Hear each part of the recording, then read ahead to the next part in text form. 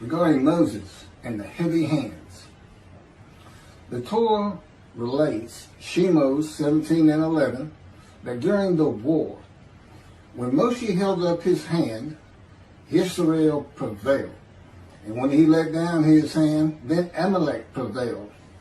But Moshe's hands were heavy, and Aaron and Chur, who accompanied him, supported his hands.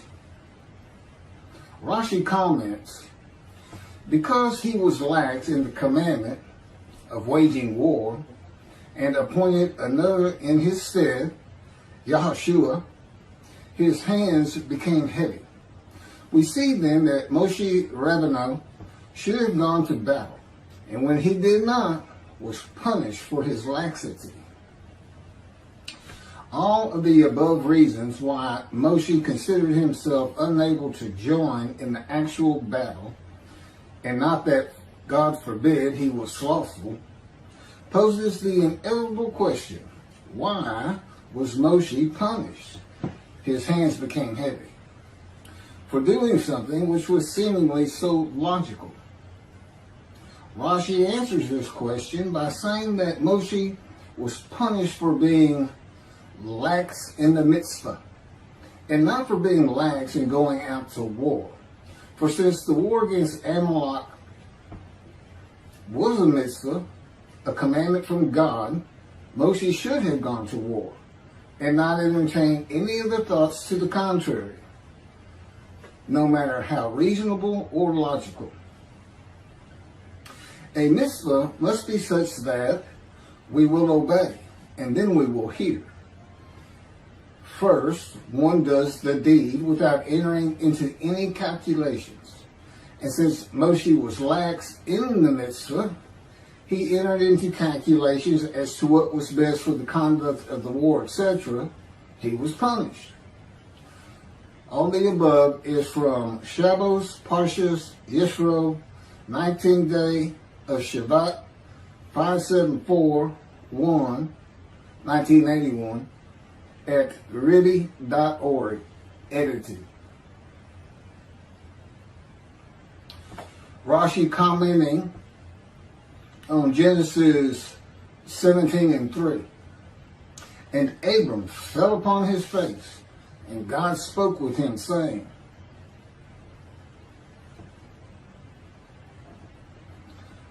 and here's the commentary, and Abram fell upon his face, midrash form, from fear of the Shekinah. For as long as he was uncircumcised, he did not have the strength to stand when the divine presence stood over him. And that is what is said concerning Balaam in Numbers 24 and 4. Who falls and his eyes are open. Also Numbers, Rabbi 12 and 8. I found this in the Beritha of Rabbi Eliezer, Perkei de Rabbi Eliezer, chapter 29.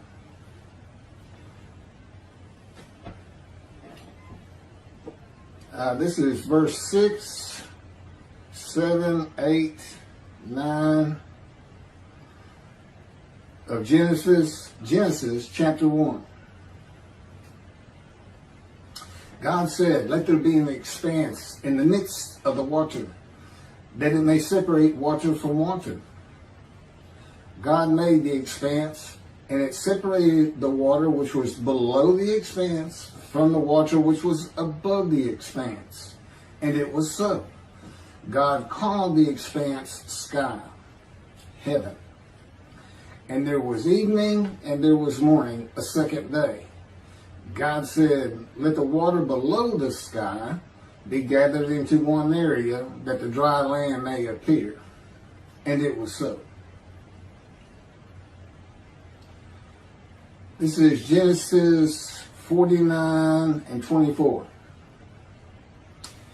Yet his bow stayed taut, and his arms were made firm by the hands of the mighty one of Jacob.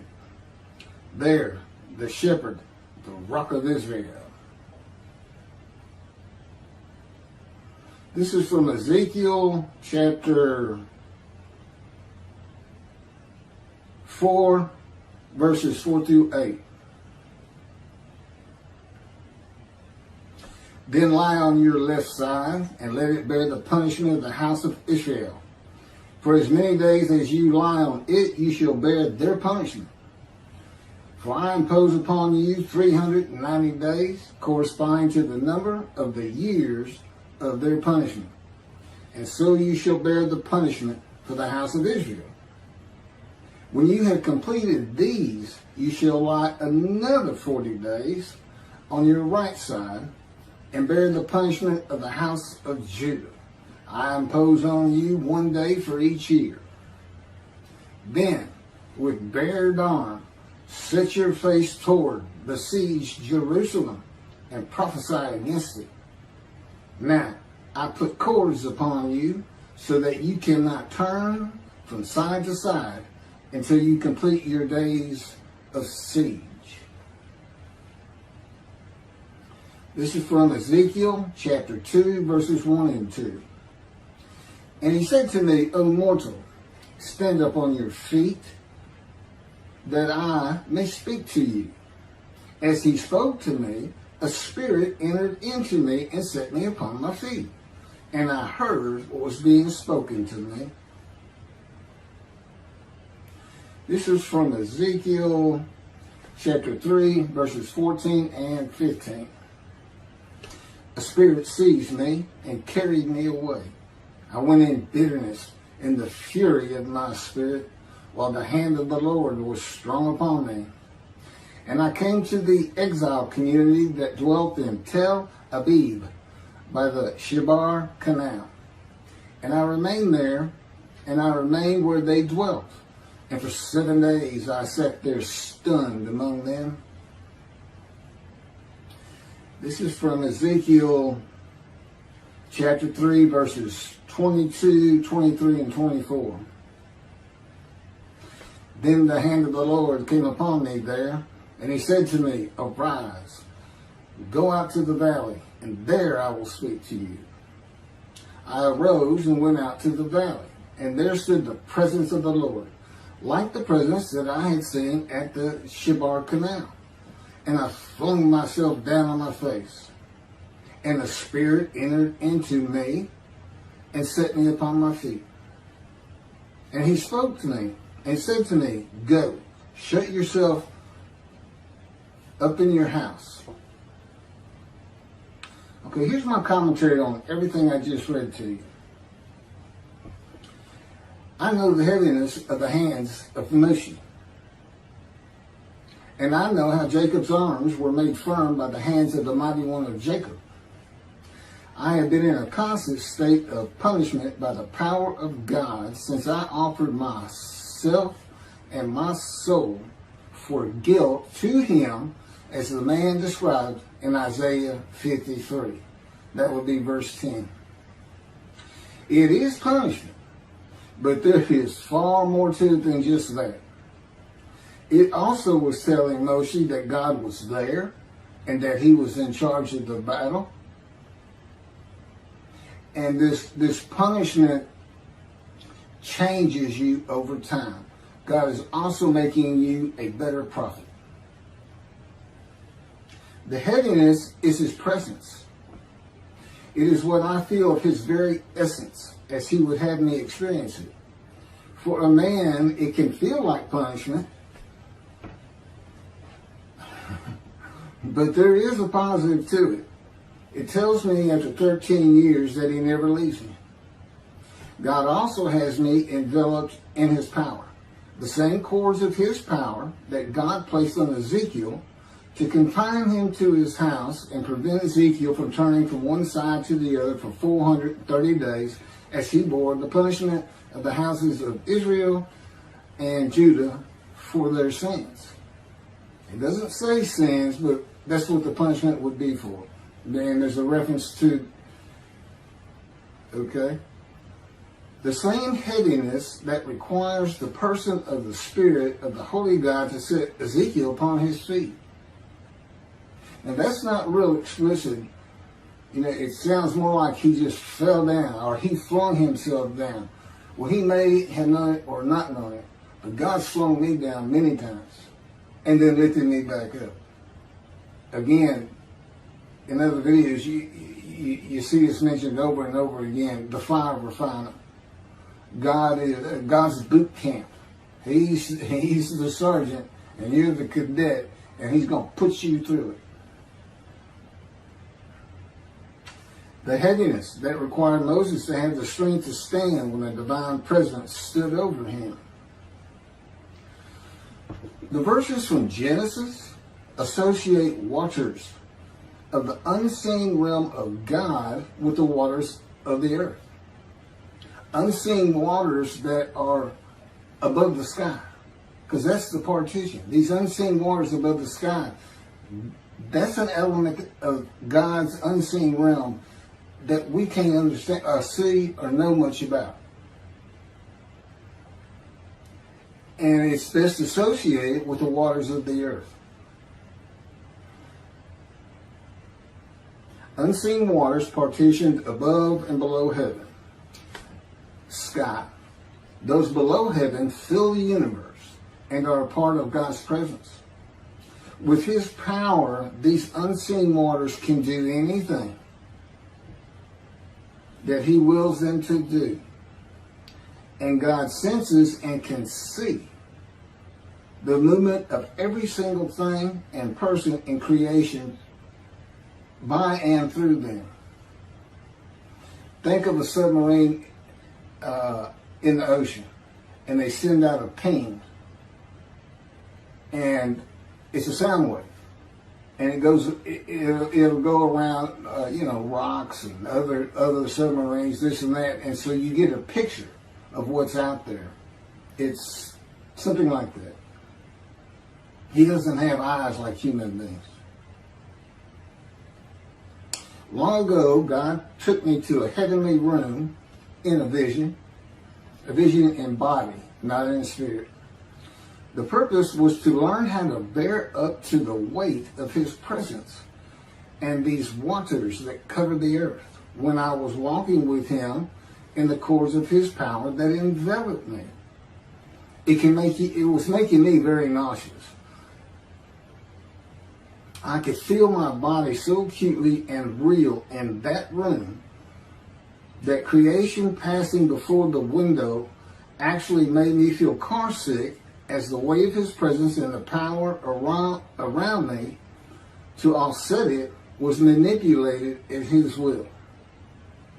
It's a little bit complicated, but I've actually spoken about this in other videos. Think of a cardboard box that has been left in a rain or placed in a body of water. It is so light before and so heavy afterwards. The water soaks through the box through and through and retains the water even when lifted. My body is that box. Even my insides can be heavy. Though God decides in his power how much weight I feel at any given moment with the cords of his power. When the vision was over and I was back in the world, the weight of God's presence was much easier to live with. The weight of God's presence is primarily from the waters divided below heaven that cover the earth, but also form from his power that flows from his presence. Okay, that finishes my commentary on the punishment of the heavy hands. I have one more to do on the prophet like Moses. I'm going to take a little break and put on the Havitzka and the raising of the Israel flag in the Temple Mount.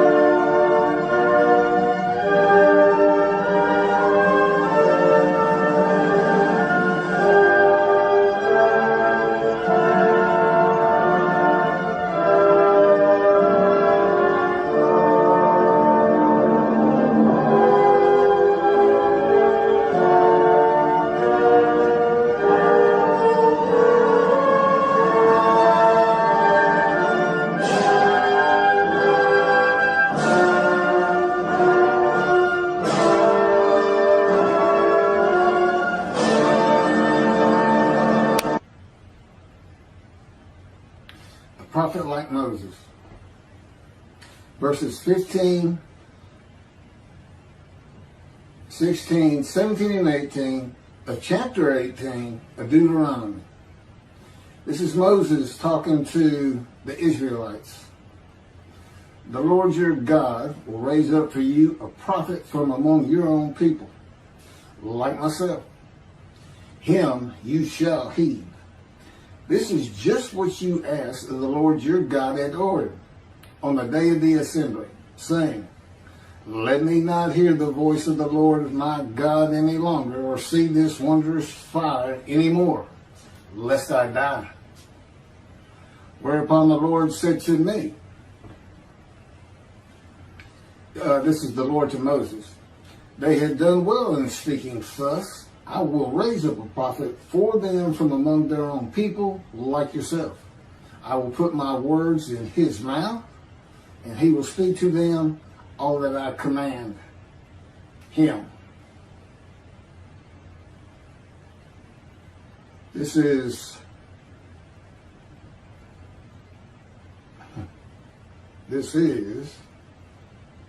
several verses of Exodus, chapter 7,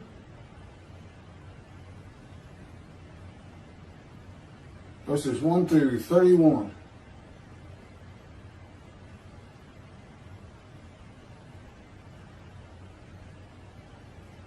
You understand why I'm reading this much of it, because I'm going to have commentary on it.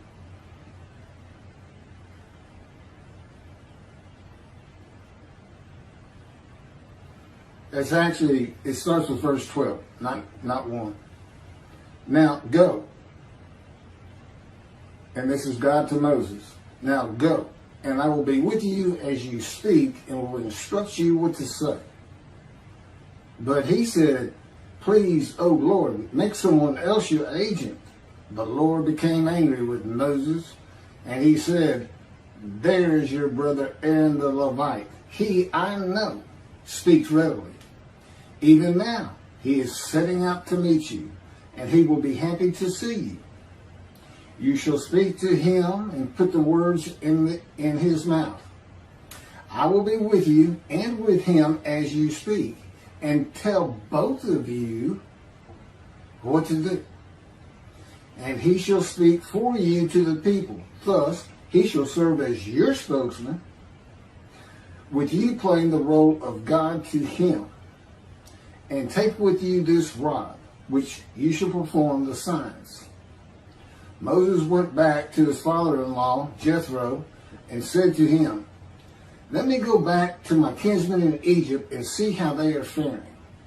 And Jethro said to Moses, go in peace. The Lord said to Moses in Midian, go back to Egypt, for all the men who sought to kill you are dead. So Moses took his wife and sons, mounted them on an ass, and went back to the land of Egypt. And Moses took the rod of God with him. And the Lord said to Moses, when you return to Egypt, see that you perform before Pharaoh all the marvels that I have put within your power. I, however, will stiffen his heart, so that he will not let the people go. Then you shall say to Pharaoh, thus says the Lord, Israel is my firstborn son. I have said to you, let my son go, that he may worship me, yet you refuse to let him go. Now I will slay your firstborn son. At a night encampment on the way, the Lord encountered him and sought to kill him. Him is Moses. So Zipporah took a flint and cut off her son's foreskin and touched his legs with it, saying, you are truly a bridegroom of blood to me.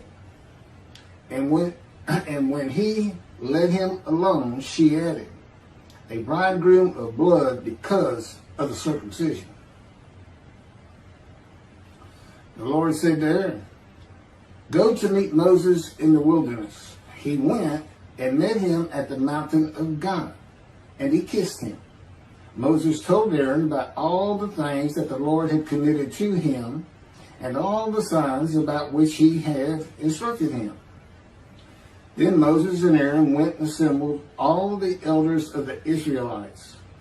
Aaron repeated all the words that the Lord had spoken to Moses, and he performed the signs in the sight of the people. And the people were convinced.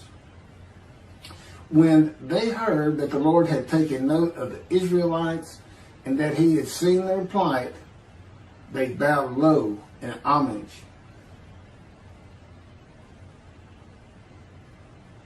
Again, that's verses 12 through 31 of Exodus chapter 7.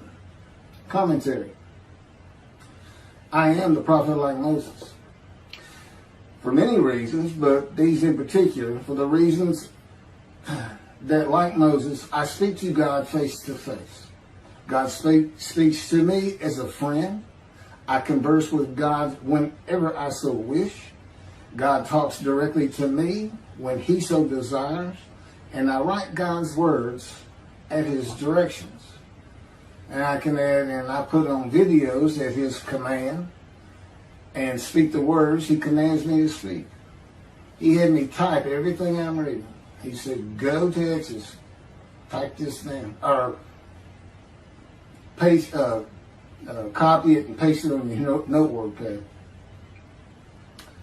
And like Moses, I bring a redemption, the redemption of the new covenant of God declared in Jeremiah chapter 31 to be delivered in a time to come, this time, the time of the fulfillment of all biblical prophecy, the time God speaks to his prophets again. When God said, there's Aaron, even now he is setting out to meet you and he will be happy to see you, God is placing a short vision into the mind of Moses. Aaron and Moses do not meet for many days after this at the mountain of God. It is not a trance-like vision where Moses feels that he is in another place and time away from the world. It is more like an image of an event on television that you remember after you have watched it. A little bit sharper than that. It is a vision that goes more to your mind than to your eye. The image would have been of Aaron walking out of his dwelling place, and together with God's words, he is setting out to meet you. Moses knows that Aaron is on his way where they are to meet at the mountain. So, it's okay. This is the way God communicates with Moses and the way he communicates with me. I listen to his words, and he often sends to me picture visions, as does the Holy Spirit of God. They're always together. It is not a confirmation of God's words so much as it is a more perfect way to communicate words with pictures. Often it is just picture visions that have instant meaning to me. God says to Moses, I will be with you and with him as you speak and tell both of you what to do. God often tells me what to do and say when I'm talking with another person. But our level of communication is such that I don't have to actually hear him. He can put knowledge into my mind as I speak. He can take control of what I speak. He can take control of my body and mind and put in different words than I would have used. He is always with me. I am a host of the Lord of hosts. That means God dwells with me. Now, the communication with God and Aaron is much more limited than the communication between God and Moses. Moses is to speak the words God gives him to Aaron for Aaron to speak to Pharaoh. And God is telling Aaron what to do with the words, such as when to deliver them and the tone to use. Because God says, I'm going to speak to both of you. But all the words he's speaking are coming from Moses. So that's what will be left. When to deliver them, how to deliver them. God tells Moses that Aaron will be his spokesman, Moses playing the role of God and Aaron being his prophet, as Moses delivers God's words to Aaron to be spoken to Pharaoh. When Moses speaks the words of God to another person, God is speaking through him, just as God is speaking through me in this video and in all 63 videos that we've prepared over the last month and a week or two.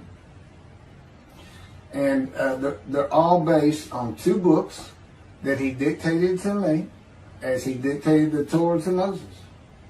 I had to learn everything first, but every word, every sentence, every paragraph, every chapter are his. The first book is about 285 pages long, but that's with about a 30-page addendum, which is a summary of each chapter in a paragraph or so. And it's called Isaiah 53 in the Day of the Lord. And in that book, what he wanted was for me to never say that I am this man. But reading it, you almost can't escape it. At least the thought is he saying, because it would be things like, how do you know Elijah? Well, he'll know everything you can know about heaven. And I got several chapters that are all just about heaven, things that aren't generally thought of or known. So the implication is there. But now the next book we did is called The Life of God's Righteous Servant of Isaiah 53. And it's my life. It's my life. God didn't speak to me, and I was an atheist for 50 years until I was 50. But he was with me from birth to make sure I fit every verse of Isaiah 53, and particularly wounding. He was wounded. Well, I've got 15 surgical scars, and I've been shot through the abdomen and impaled my right knee on a broken glass bottle, and etc., etc. I was like the most accident-prone person you ever wanted to meet. Little did I know I was being prepared for this time. I'm now 63. And so the life of God's righteous servant, it's my life. And he dictated that to me. Of course, I didn't have to learn it first. I just had to remember. And he puts remembrance into my mind. I can remember like no other human being on this planet. He can have me not only remember an event, the first time I drove a car, for instance, kissed a girl, but he can bring it back to me as though it's actually happening again. It's not just, I know when I drove a car, I was so excited and it felt so great. No, I feel the excitement. Okay, the ambience of the day. Everything is there.